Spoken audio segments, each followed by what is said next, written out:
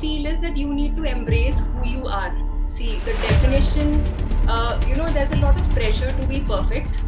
And to be very honest, there is no definition of perfect. No. So, like, it is very subjective.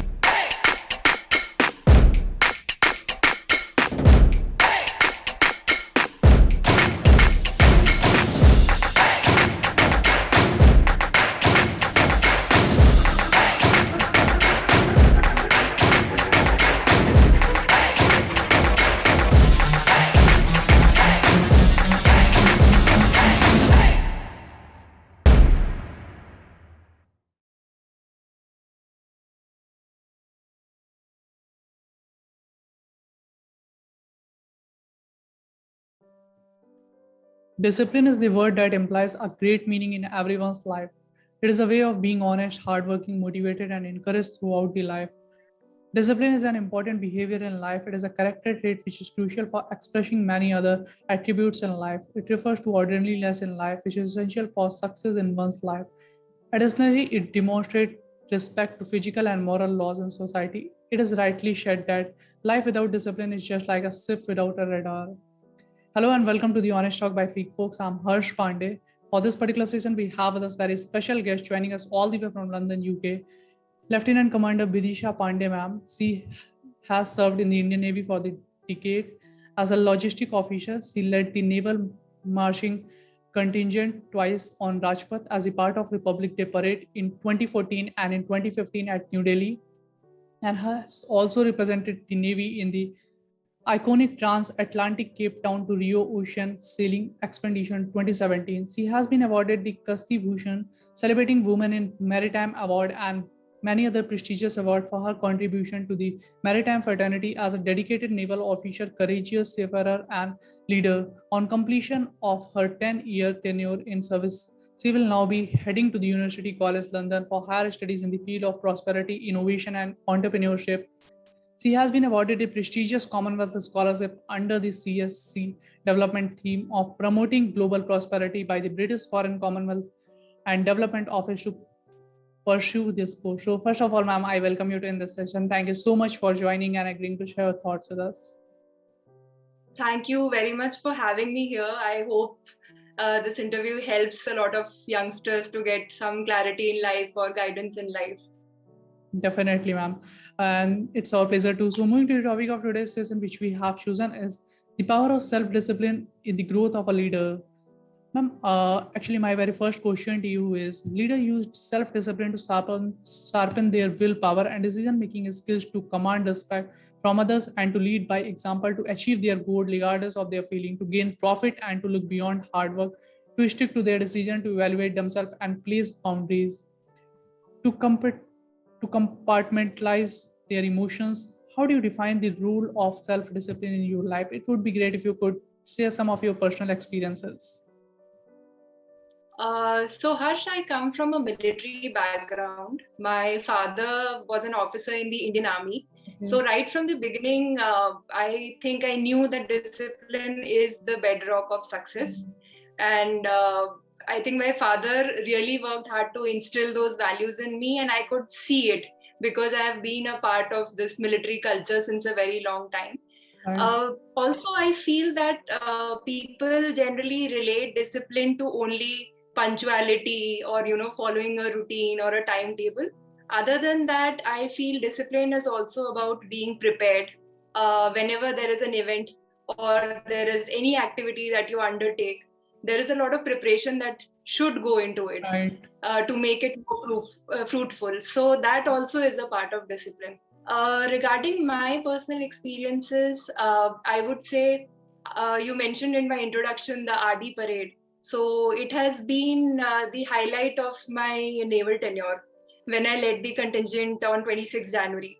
So on 26 January, when this is telecast live on the TV, a lot of people see us marching on Rajpath. And there is this big contingent of 144 sailors, and they are in perfect coordination. And it is a beautiful sight to see. What people don't understand is, or maybe people don't reflect on this as much, that there's a lot of effort that goes into creating that 1 or 2 minutes that you see on the screen. So, like during RD, we used to practice for 2 months. Okay. For 2 months, 1 month in Chilka, that was in Odisha. And this I'm talking about the naval marching contingent for Okay. me. So 1 month in December, we used to practice in Chilka, 1 month in Delhi. And for these 2 months, our routine would be, waking up at 3 a.m. in the morning and then preparing ourselves for the parade, like freshen up. And then I still remember I would use some Volini on my feet and then put on some bandage and then put on two layers of socks and then wear my boots. That is how you gear up. And then your practice starts at around 4:30 and you see sunrise while you are practicing that march past. So, and this routine continues for 2 months. And Delhi, particularly, it is very chilly and foggy. So, basically, so much of effort goes into creating that 1 or 2 minutes that you see on the screen or during RD parade. So, I think we need to appreciate that whatever beautiful or nice things that we see, there is a lot of effort that goes into it. That is how you start to appreciate discipline, because then you understand that nothing happens on its own. A lot of effort goes into everything. So Exactly. once you appreciate that, maybe you understand the power of discipline, and that is how you motivate yourself to be disciplined. So that is it from my side as far as discipline is concerned. No, I think you have actually very beautifully explained and some of example which you have told. And I think I'm very happy that you have actually discussed some of the part of your life. And ma'am, as you are going to pursue the course on the prosperity, innovation, and entrepreneurship, my next question to you is what we have seen in the business world has changed dramatically over the last few decades. Now we live in a connected society where change can be fast-paced, constant and unpredictable. Rapid advance in technology have created an environment where the internet, smartphone, and the social media are ubiquitous. And the 2008 global financial crisis and 2020 pandemic has increased the sense of turbulence, danger, and unpredictability in certain areas. In your opinion, what critical skills required to excel in this fast-paced changing world? I am not necessarily an anti-technology person, right, in this fast-changing world. But what I believe or what I have seen is that there is a lot of information overload. There Exactly. is too much of information coming from all sides, and that is why it is critical that we set up our own filters. We Hmm. should understand what kind of information is actually benefiting us. Are we just reading something or watching something on YouTube without getting anything from it? Sometimes we even get disturbed and we still Right. watch that kind of content or we go through that kind of content, which is damaging. So I think nobody else is going to set that filter for us. No. We need to evaluate where we are spending the time, because in the end, in a day, you have only 24 hours and limited energy. So I think we should be very aware, very much aware of where we are spending our time. So there's a lot of information, there are a lot of choices, and that is I think the irony of the situation these days, that you have a lot of resources, there is no Exactly. end to information, and there are so many choices that it becomes tougher for you to choose. And Hmm. therefore, it is very important to be aware and to evaluate every time you choose to spend your time or you choose to invest yourself, taking in some kind of information. Because at that particular time, it all looks very free and you feel that what will happen in 5 minutes or 10 minutes, but it amounts to a huge amount of time later on. So I think those filters have to be there in today's age. It is very important. No, exactly. I think you have actually mentioned a very great point that there's everywhere information overload, and we have to actually set the filters. Ma'am, my next question to you is: many people are still living someone else's vision of life instead of what they actually want. We have one life, and it's essential that we live each day in the best possible way, based on what we desire, our ethics, passion, and the vision we have of living our lives. My question to you is why is it important for one to realize his or ambiguous thoughts about life? I am a firm believer of in the concept of ikigai. It is a Japanese concept wherein it is said that if you do something in life, it should fulfill four criteria. One is that you should love what you do. Second, you should be good at what you do. Third, it should pay you because you have to, in the end, live in this materialistic world. Fourth, it should benefit the society in some way. So I think when these four things come together, and if your job has this overlap, then you'll lead a very happy life. That is what the concept is. So I understand that this may sound very theoretical, and it may not be possible for all of us to be in such kind of a job. But I've seen a lot of people who spend their whole lives, sticking to their comfort zone, and every day it is the same routine, and it is too late by the time you realize that you wanted to do something else. Right. So I think all of us should, every day morning when we get, or take out 5 or 10 minutes to introspect if things are in line with what you want. Like, what were your long-term goals and what are you doing right now? And are you happy with what you are doing? And I'm not asking people to take a decision in one day. Like, one day you feel bad about your job and you leave it. Not like that. But over a period of 1 week or 1 month, if you are continuously having a feeling that you are stuck, or maybe you have to move somewhere else, then at least work out a map or a methodology as to how you can transit. I know it is not practical that on one particular day you decide that I'll leave the job and I'll become a travel blogger. That is not possible. But at least you can map out a strategy and you can try gradually to shift. At least the chances of you becoming that person that whom you want to be are more in this case, if you have actually worked it out. But I see a lot of people don't even do that. So I think it is important to introspect and at least chart out a strategy. If you're not there right now, it is not that you will never reach there. You need to have some kind of strategy and you need to invest yourself into it. Right. And then I think once you follow your heart, things automatically fall into place.